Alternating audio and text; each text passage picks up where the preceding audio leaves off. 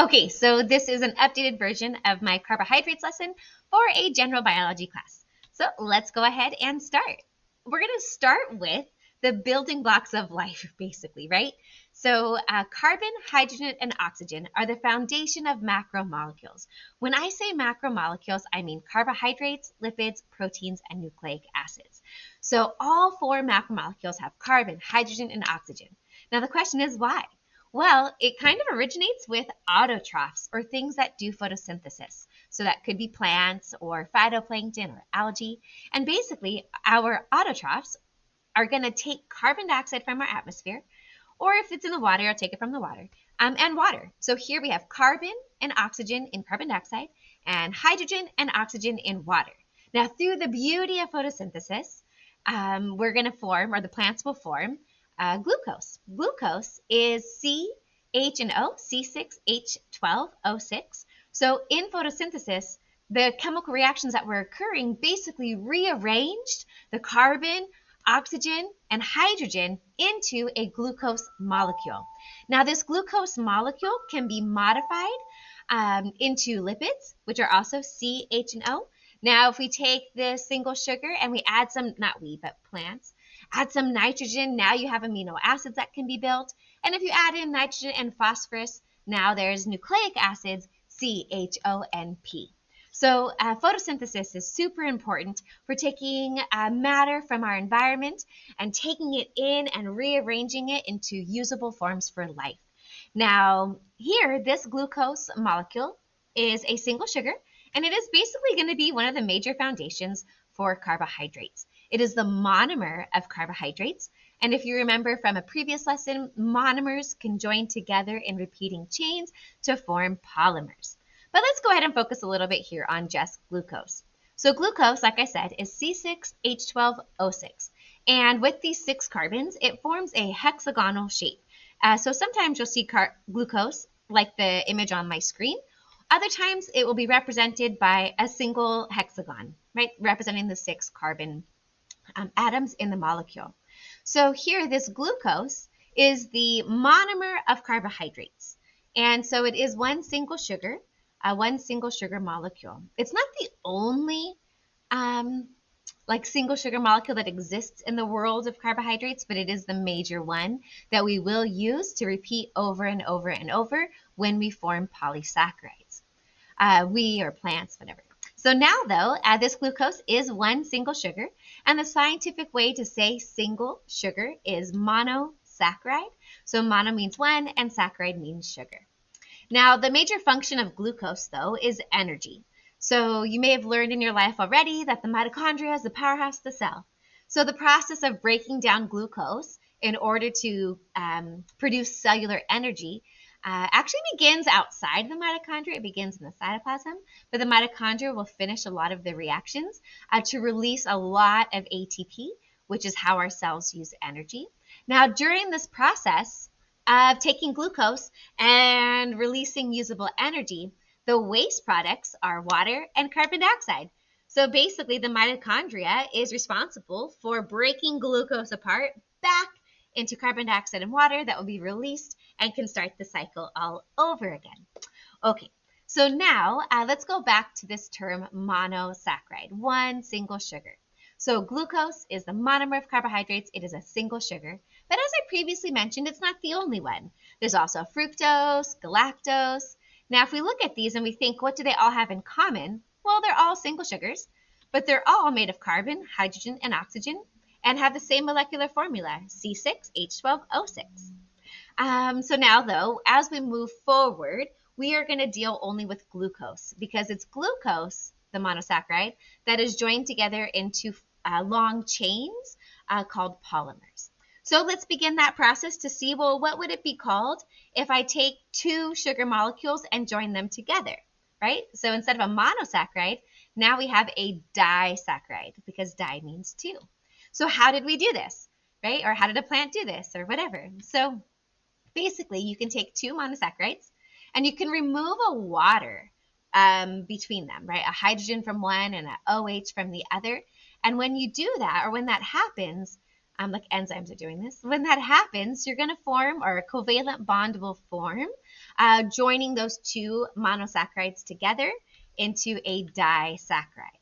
The process that happened here is called dehydration synthesis. So when a water is removed to join two monomers together and form a covalent bond, that is dehydration synthesis. So if we now move on to a long chain, I've used the word polymer a few times. So if we have a long chain of monosaccharides, a good name for that would be a polysaccharide, many sugars.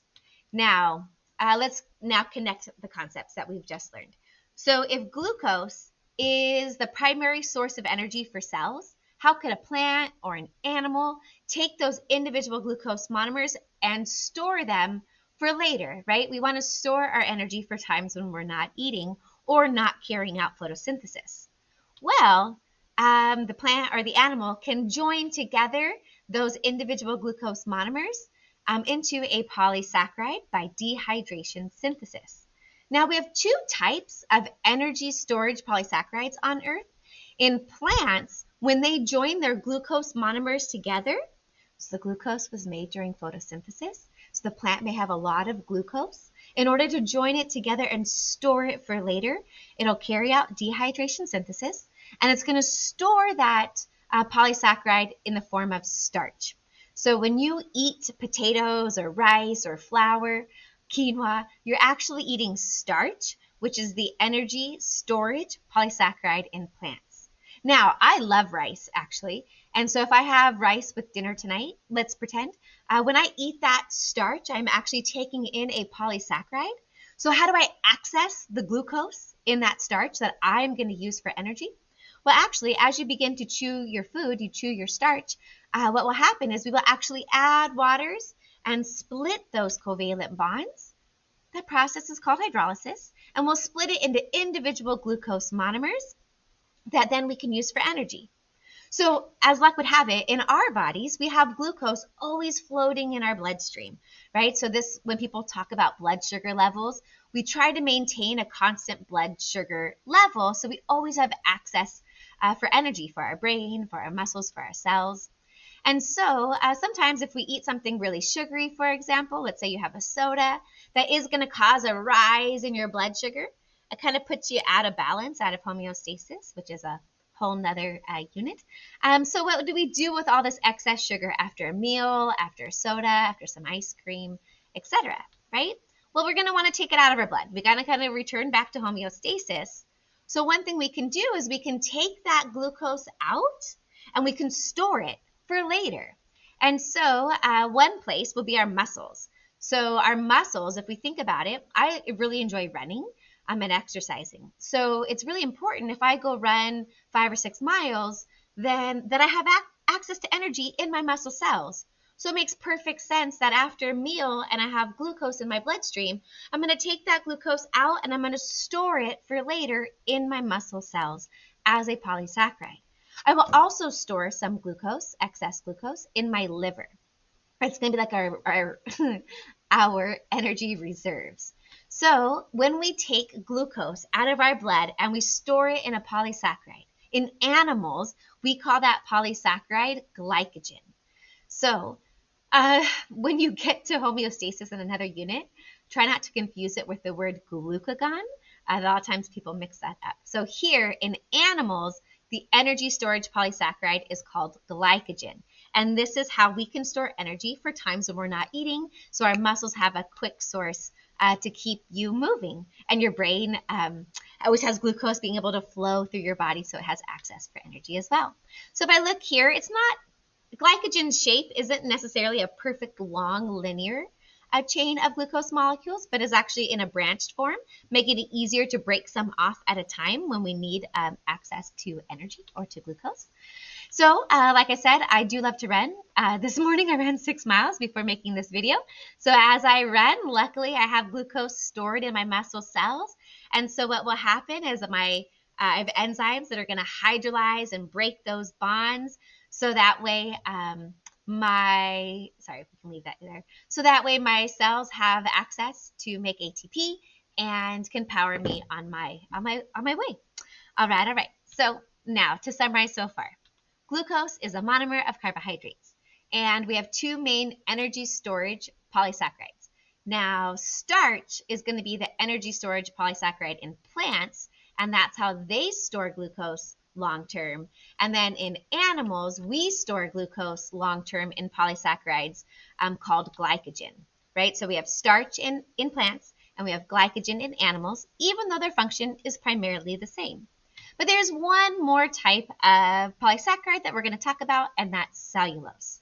So plants are building themselves from carbon dioxide and water, as well as nitrogen and phosphorus from the soil. So if you're a plant, you don't have a skeleton, right? But yet you're growing against gravity and need to stand up against wind. So they need a rigid structure for support and structure. So plants will actually use glucose to build their cell walls. So the cell walls in a plant are on the outside of the cell membrane. They're very rigid. If you've ever bitten into like a green bean that's not cooked yet, or broccoli, that like tough texture of raw vegetables, that's going to be cellulose that you're crunching into. Now, cellulose is also fiber for our intestines. It is actually good for our digestive system. But the cell walls in plants are made of chains of glucose as well, except their structure is different. You can kind of see here how starch and glycogen were more in that branched appearance. Here, cellulose is going to be like very straight chains, very rigid for structure and support of those cell walls. Now, if you look at really the difference between starch and cellulose in plants, it comes down to how the glucose monomers were bonded together. And you can see where that oxygen is. It's in a different like orientation. So when we eat starch, we are able to break it apart into glucose. However, when we eat cellulose, we cannot break those highlighted bonds in my diagram here. So cellulose is not a good energy source for us. Rather, it's fiber and nutrients for the bacteria inside our intestines. So if I have a 5K race, the night before, I'm going to eat starch because I can access that glucose. I'm not going to have a huge salad and hopes that that will give me energy, because a salad is going to be mainly cellulose that I can't break the bonds apart, and rather that'll just be fiber that goes right on through my intestines. All right. So now, my last slide here. Let's go ahead and summarize. The monomer of carbohydrates is glucose. Glucose is a monosaccharide, one single sugar, C6H12O6. Then the polymer of carbohydrates are polysaccharides. We have three kinds of polysaccharides. There's actually more, but the three that we focus on are starch, glycogen, which are energy storing polysaccharides, as well as cellulose, which is for structure and support in plants. All right, that is my video on carbohydrates, and hopefully it was helpful for you. Great job.